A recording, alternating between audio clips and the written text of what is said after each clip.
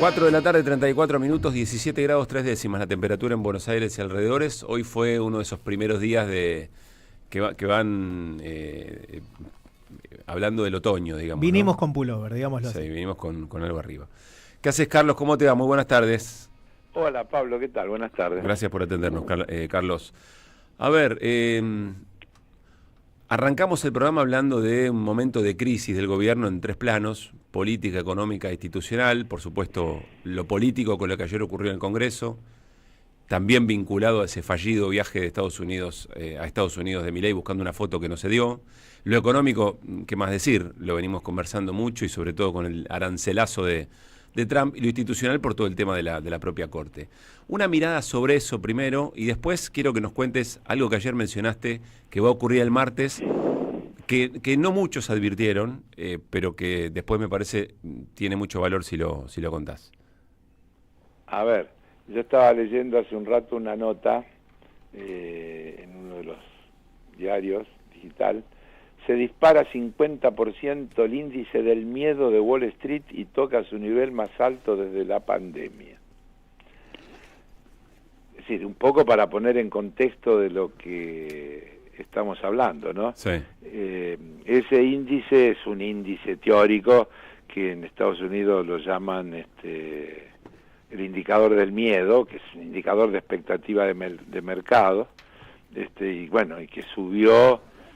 Cuando sube quiere decir que está mal, es como la fiebre, ¿no? No es que si sube está bien, si sube está mal. Pero aparece ahí una palabrita tremenda: pandemia.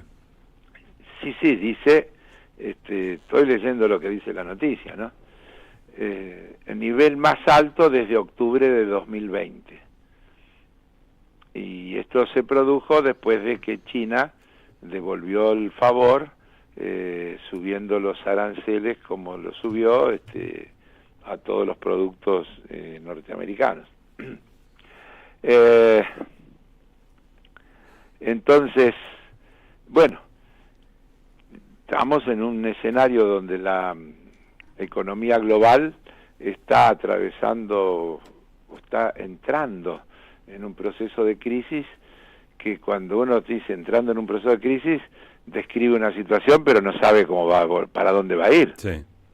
Porque eso son las crisis, ¿no? ¿Qué tenés en este momento? Y que Estados Unidos, digamos, de alguna manera se está enfrentando con el resto del mundo, porque tiene problemas con Europa, le subió los aranceles a Europa, tiene problemas con China, tiene problemas con Japón, tiene problemas con con todo el mundo, diría, para decirlo de la manera más sencilla del caso. Y obviamente los países no se quedan de brazos cruzados y actúan a la recíproca, y todos empiezan a ver que esto va, si se consolida, a un escenario de recesión global, es decir, de caída del comercio mundial, de disminución consecuentemente de la actividad económica, y bueno, y todo lo que eso implica en términos donde siempre los platos rotos después lo pagan los del último escalón, ¿no? Es decir, los trabajadores en general, los jubilados, todos los que necesitan de la asistencia estatal, la salud, etcétera, etcétera. Entonces, en esa crisis global tenés a la Argentina en una posición de alineamiento incondicional con los Estados Unidos, que no requiere, porque en la historia que uno ha vivido, cuando te decían pro-yanqui era casi como que te estaban ofendiendo, y aún aquellos que tenían actitudes de búsqueda de avanzar en acuerdo con los Estados Unidos rechazaban la calificación. Y acá ahora tenemos un gobierno y un presidente que lo convierte o lo pretende convertir en uno de los atributos fundamentales de su gobierno. Entonces vota de la manera que vota, de forma incondicional, en las cosas más absurdas que contradicen toda la historia y la tradición argentina en materia internacional. Hace cosas como la que hizo el 2 de abril con Malvinas, donde intenta también borrar toda la política tradicional de la Argentina, tratando a los malvinenses como ciudadanos que tienen el derecho a la autodeterminación y que cuando Argentina sea una potencia van a querer ser argentinos y entonces vamos a recuperar las Malvinas, violando también las posiciones argentinas en la materia. Hoy Cristina un poco en esos...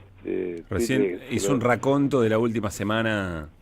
Sí, pero también hace referencia, incluso marcando la postura argentina, que permanentemente incluso ha votado en contra de relaciones que señala que tenía con Rusia, para ser coherente con la posición argentina sobre Malvinas.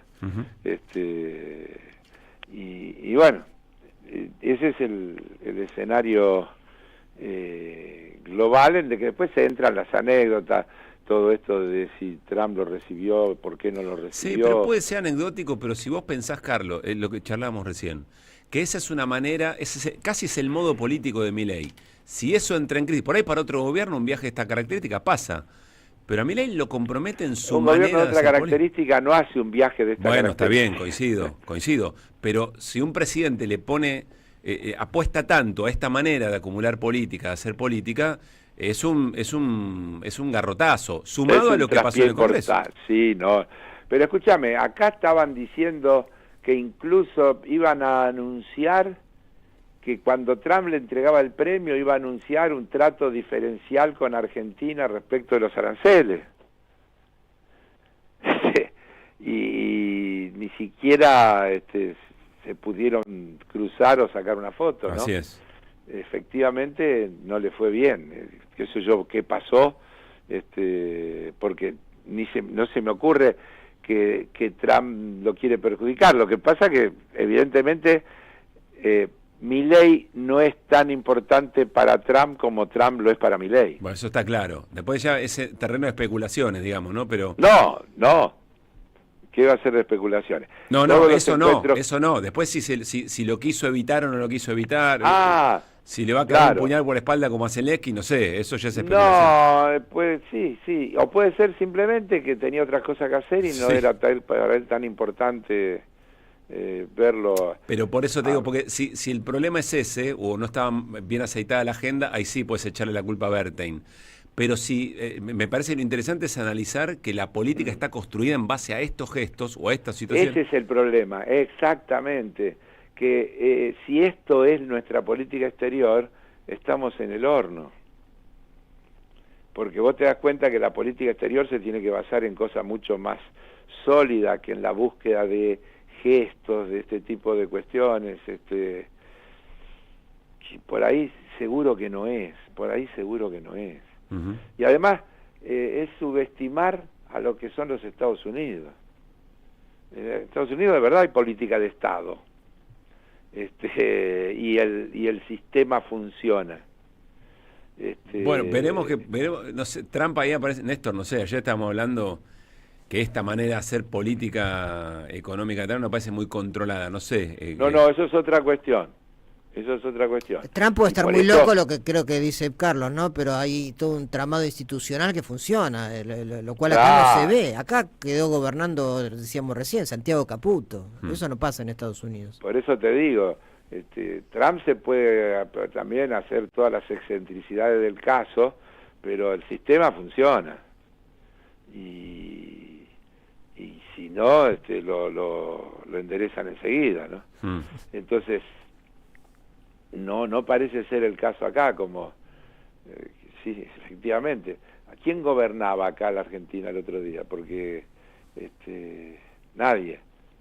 Sí, el destrato que le pegó Santiago Caputo a Villarruel fue muy fuerte. Ahora, en el Congreso... el intento, porque también Villarruel, en definitiva, no le dio pelota, ¿no? Para decirlo en Sí, en de hecho, inglés básico. dicen que fue ella la que frenó el intento, Santiago Caputo Abdala, para con un decreto suspender la sesión.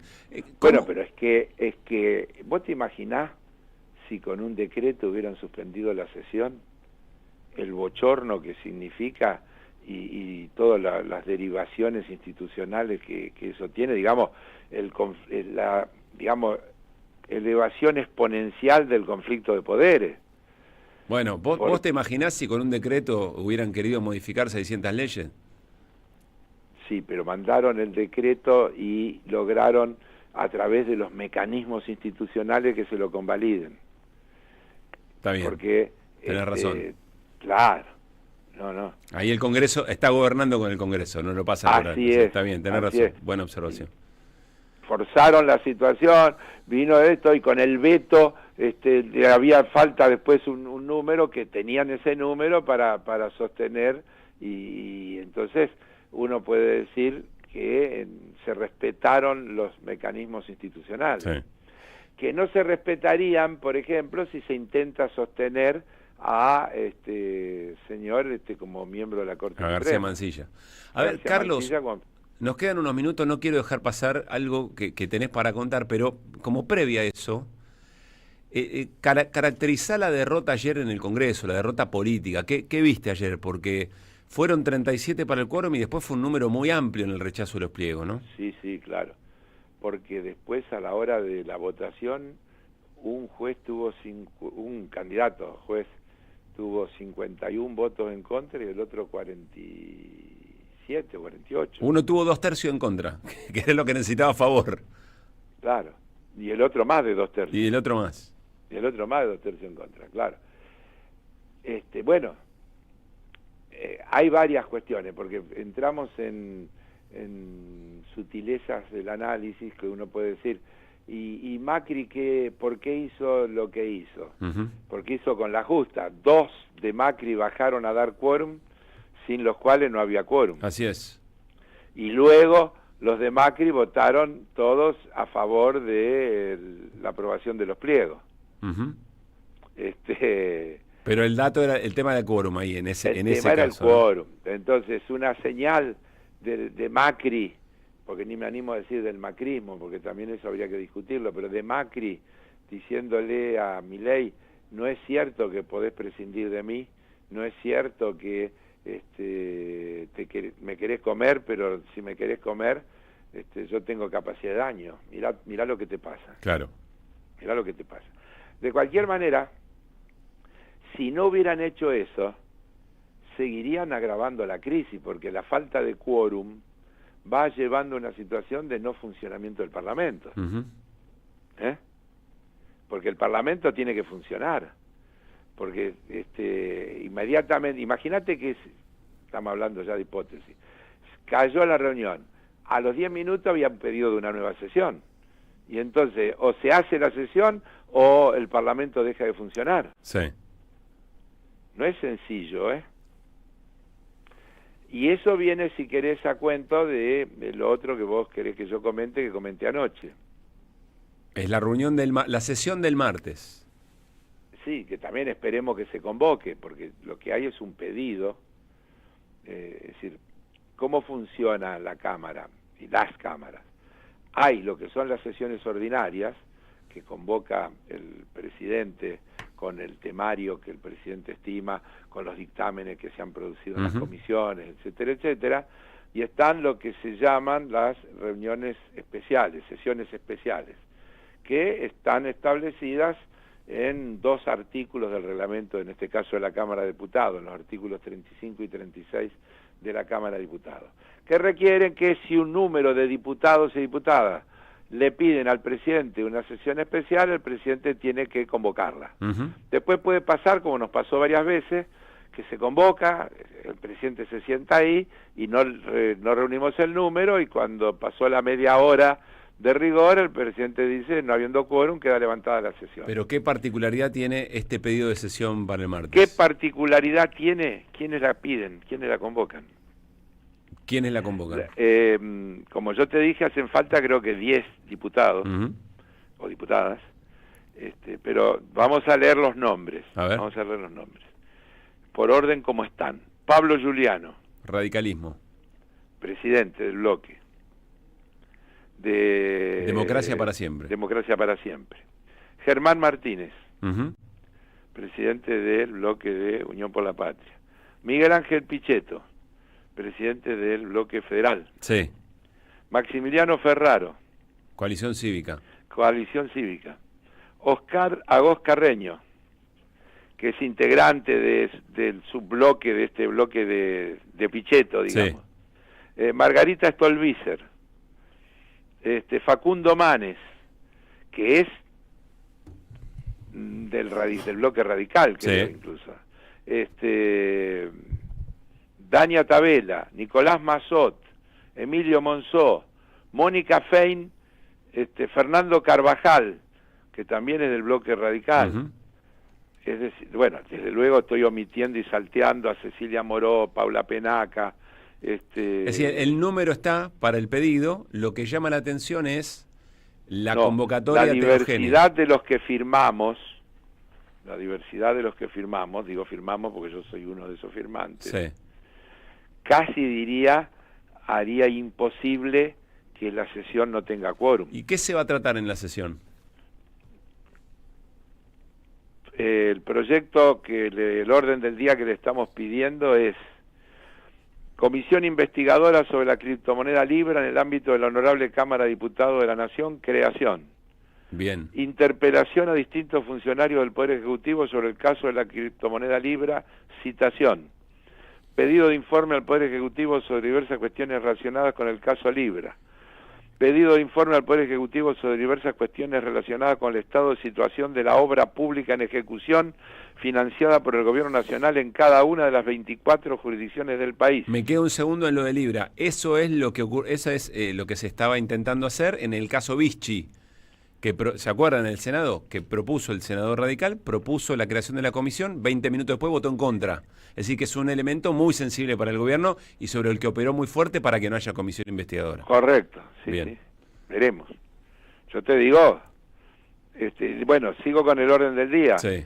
Declárase la emergencia de discapacidad en todo el territorio nacional hasta el 31 de diciembre de 2027. Y después hay una cantidad de proyectos, muchos que son coincidentes, que deben ser de distintos sectores políticos.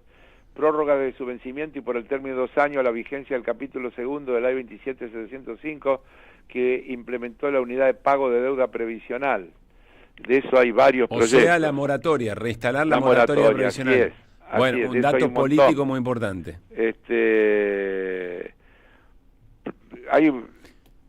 bien, son temas muy bono extraordinario previsional. Bueno. Incremento excepcional y de emergencia de jubilaciones y pensiones. Bueno, a ver, son proyectos muy sensibles para el gobierno. Voy a tomar dos. Voy a tomar el tema del libre y voy a tomar el tema de previsional. Es decir, jubilaciones con moratoria y con bono y con aumento extraordinario. Sí, claro. Pero esto ya había ocurrido. No, esperá, y no subestimes sí. Pedido de informe al Poder Ejecutivo sobre diversas cuestiones relacionadas con el estado de situación de la obra pública en ejecución financiada por el Gobierno Nacional en cada una de las 24 jurisdicciones del país. ¿Se había dado un pedido de sesión especial con todos estos integrantes de Espacio Político? No. O sea, es la primera vez que votan todos juntos. Tiene esta amplitud el pedido. Porque antes lo que pasaba era el kirchnerismo mancha venenosa, digamos, ¿no? Con ustedes no firmamos nada. Es la primera vez que estamos prácticamente, podríamos decir, toda la oposición junta. Porque ¿quiénes no firman aquí? La Libertad Avanza y el PRO. Claro. Después estarían todos firmando. Esto corre por mi cuenta. Es decir, habría una situación política bien distinta para el propio gobierno, que es todos los aliados con los que obstaculizaba una sesión para tratar estos temas o lograba algunos proyectos de su propio interés, pareciera por lo menos estar más cerca de poder concretarse. Sí, también digamos que puede ser que haya sesión y que a la hora de votar los votos se dividan de distinta manera y no que nada es automático, porque la política, si hay algo que no es una ciencia exacta, ¿no? Uh-huh. No, y el gobierno ha demostrado tener... Y exactamente, es lo que iba a decir. Y el gobierno no va a quedarse mirando la foto. No. A ver qué pasa. Bueno, pero ayer no se quedó mirando la foto, quiso voltear por decreto la sesión. Y no pudo. Y fue palo de adentro, no palo de afuera. Y esperemos que el martes pasa... A ver, primero, tenemos dos escenarios. El primer escenario es que efectivamente el presidente de la Cámara convoque. Sí. Yo digo, hasta ahora, todas las veces que se le pidió, convocó. Uh-huh. Y como dije, se sentó al horario en punto, si la sesión es a las 12 en punto, se sentó en la presidencia, se quedó quietito hasta las 12:30, y a las 12:30, si había número, empezó la sesión, y si no había número, no dio ni un minuto de prórroga y la levantó en uso de las facultades que tiene. Bien. Sería la primera vez, si no lo diera, que no cumple con esa actitud que es de respeto en ese aspecto del reglamento de funcionamiento de la Cámara. Es decir, salvo la vez que hizo levantar a trompadas a algunos diputados y levantó la sesión por falta de quórum, salvo esa vez se comportó según la regla. Sí. Bien. Pero esa vez no fue al inicio de la sesión. Fue durante. Fue durante la sesión, sí. Bien. Y efectivamente, y no fue después de las trompadas, para ser objetivos. Sí. En realidad aprovechó, no cumplió con una cosa que está en el reglamento, que es que el presidente tiene que anunciar con una antelación determinada que se va a votar. Incluso creo de memoria que el reglamento dice que tiene que convocar a quienes estén en los salones aledaños. Está bien. Porque la gente va al baño, sí, porque claro, la gente sale a tomar un café, porque incluso hay un salón de la propia Cámara que se habilita donde la gente puede ir a merendar, o en reuniones que son muy largas. Entonces, hay un momento que el presidente le tiene que decir a los diputados y las diputadas, en X minutos se va a votar, les pido que ingresen al recinto, que se sienten en sus bancas. Sí. Bueno, a ver, ahí había... El 7 le dio al 4 la pelota con la mano para que saque el lateral y el referee cobró mano. Claro. Bien. Yo te digo porque vi la escena, la secretaria parlamentaria le dice, porque él mira, había 129 sentados y varios dando vueltas, y se para uno, y en un momento entonces el cartel dice 128, y cuando dice 128 abajo dice no hay quórum. Dice, no habiendo quórum queda levantada la sesión. Qué bárbaro. Bueno, a ver, un escenario es que no convoque, otros que convoque como corresponde. Pero el otro escenario es que no convoque como corresponde, que todos los convocantes cumplamos con el mandato de hacer que quienes forman parte de nuestros bloques concurran. Digamos que siempre hay uno que se enfermó de verdad, todas esas cosas. Que tiene buenas razones. Claro. Bien.